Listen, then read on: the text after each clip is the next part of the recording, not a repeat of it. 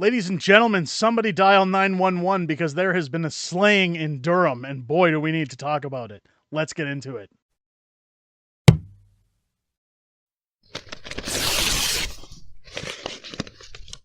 Oh, yeah! What's going on, ladies and gentlemen? Welcome back to The Fringe. Forgive the intro. We said a slaying. Sometimes YouTube likes to harp down on people for using the M word. But again, here we are. Last night, by-election held in Ontario in the riding of Durham. And what a time it is to report on everything that happened, because not only was it a win for the Conservatives. Now, keep in mind, this was Aaron O'Toole's riding.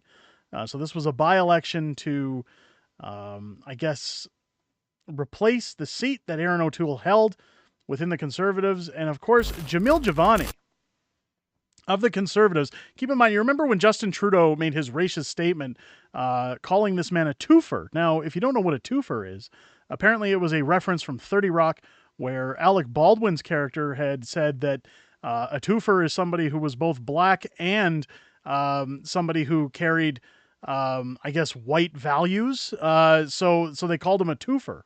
Now, of course, Justin Trudeau making this comment makes it strikes everybody as not off base for Justin Trudeau. Of course, we all know that he's a thriving racist because he dresses up in blackface, and he has no problem stating where he stands on his white privilege. But here we go with, God, I hate using that word, but boy, if you want to talk about privilege, it kind of exists with Justin Trudeau in any form possible. Conservative Jamil Javani doesn't only win the Durham seat, but he wins it by the largest margin in 20 years. If there hasn't been a message that has been sent to the Liberals any harder than this, it's this. This is a view of things to come when it comes to our next federal election. And I think this is what we're going to see in a lot of ridings, as people are pretty much fed up with the Liberals. And that's why I thought it was so important to talk about this in today's video, because it's not just a Conservative seat at this point. This is a sign of how fed up Canadians are. And keep in mind, again, this is an Ontario riding, and while it was held by Aaron O'Toole, it was held by a Conservative. So people say, well, I'm not surprised it went to a Conservative delegate. Well, the highest margin in 20 years says a lot, and it says a lot about voter turnout. And I think, again, we're going to see better numbers when we get our next federal election. But Conservatives push the message that promised to axe the tax, build homes, fix the budget, and stop the crime. So again, common sense Conservatives went to the polls in full force yesterday as Conservative candidate Jamil Javani celebrated his victory in the Ontario riding of Durham by thanking his allies and pronouncing his Liberal elite rivals, who he says are making life harder and more expensive for the working class. Parliamentary results from Elections Canada showed Javani is poised for a seat in the House of Commons following Monday's by-election. Javani, a lawyer and commentator, had secured over 55% of the votes. Why did that skip down? With nearly all polls reporting as of late Monday evening. Now, what's important here about Jamil Javani is he's a lawyer and commentator, and he stated even when he did this video talking about his run for Durham, where Justin Trudeau called him a twofer, that he's running because as a lawyer, he still can't even afford to purchase a home in his riding. He can't afford the cost of living. Now, this is a man who's very well educated, has a very good job prior to becoming an NP, still can't afford the cost of living. So what does that say for the common person? While Durham is a Conservative stronghold, it's one of the highest margins of victory the Tories have ever had in the riding in the past 20 years. Javani's success comes as Tories continue to surge in the polls ahead of the governing Liberal Party, and as Conservatives push a message that promises to axe the tax, build the homes, fix the budget, and stop the crime. In his victory speech at Chuck's Roadhouse Bar and Grill in Cordis, Ontario, Javani said it's his Conservative Party that will best represent the values of communities in the upcoming federal election, which must happen by fall of 2025. Under Conservative leader Pierre Poilievre, the party will, quote, bring change to this country, he said. When we talk about what's happening in the country right now, I do think it is the Liberal elites betraying the working people of this country, betraying the middle class, betraying the working class, Javani said. Those Liberal elites include Prime Minister Justin Trudeau, the Liberal Party, big banks, and telecommunication companies, who his ex-wife also has one, who are driving up the cost of everything. He also pointed to the Ministry of Education under Ontario Premier Doug Ford in 2022.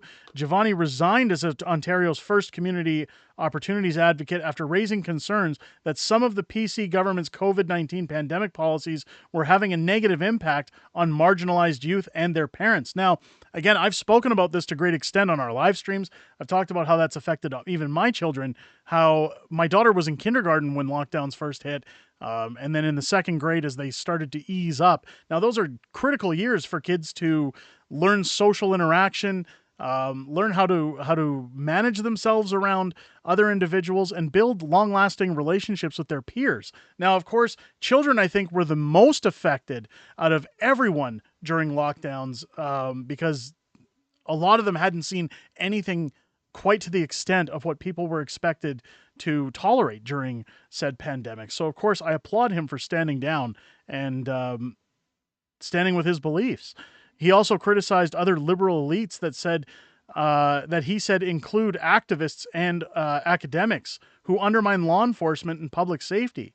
They're easy to spot, Giovanni charged, telling his crowd of supporters to look out for people who are pushing diversity, equity, and inclusion and environmental, social, and governance initiatives while hiking up the cost of living. Again, he's nailed the usual trigger words because diversity, equity, and inclusion is always the first three that you hear, and then it comes with climate change. It just follows right after, as if rolling off the tongue of the liberals. They are the people who virtue signal and engage in performance theater while your life gets harder, he said. And they are people who serve the interests of a privileged few and make you feel like a bad person for expecting our country to work for you, and they are wrong. Again, this guy sounding totally based. And this is why, again, this gives me a little bit of faith that even with somebody replacing that seat, that this is somebody who hopefully isn't just spewing word salad, but actually has a vision they want to follow through with for this country moving forward. Several of his future caucus members were also there to show their support, including Ontario MP Michelle Ferrari, who represents the Peterborough Kawartha riding, and Ontario MP Colin Carey, who represents Oshawa. Polyev celebrated the victory on X, formerly known as Twitter, by congratulating Giovanni online. At the end of his 10-minute speech, someone handed Giovanni a wrestling belt. He put it on his shoulder and shouted, "Let's go." This report by Canadian Press was first published March 4th. Now, this win, again, does more than just signify, hey, it's another conservative seat in the House of Commons. It tells you right off the bat, this is a conservative seat that came in at what was it, 20 times higher, or the highest margin in 20 years. Sorry, not 20 times higher. The highest margin in 20 years. I believe when I looked at it, it was like 1,100 to 2,700 for the vote, and it was absolutely decimating the Liberals' chances of getting in. Again, while it's usually a conservative riding, to see such a gap is telling of what's going to be coming forward in a federal election. But ladies and gentlemen, let me know what you guys think down below. Let me know if you think we're going to see this kind of change in our ridings, especially in Ontario when it comes to our next federal election. I'm going to be interested to watch the numbers as the polling numbers are showing. Again, the Conservatives are taking a considerable lead over other parties when it comes to Nano's polling. And again, I don't trust those polls till the very end, but let me know your guys' thoughts down below. If you're new to the channel, I hope this video has earned your subscription. Make sure as you're clicking that subscribe button, turn on your bell for notifications. Join us on our live streams this Sunday at 6 p.m. Pacific Time, 8 p.m. Central, and then resuming every Friday night after that at 6 p.m. Pacific, 8 p.m. Central here on the channel. I hope you guys enjoyed this video and have yourselves a great rest of your day. I'll catch you on the next one.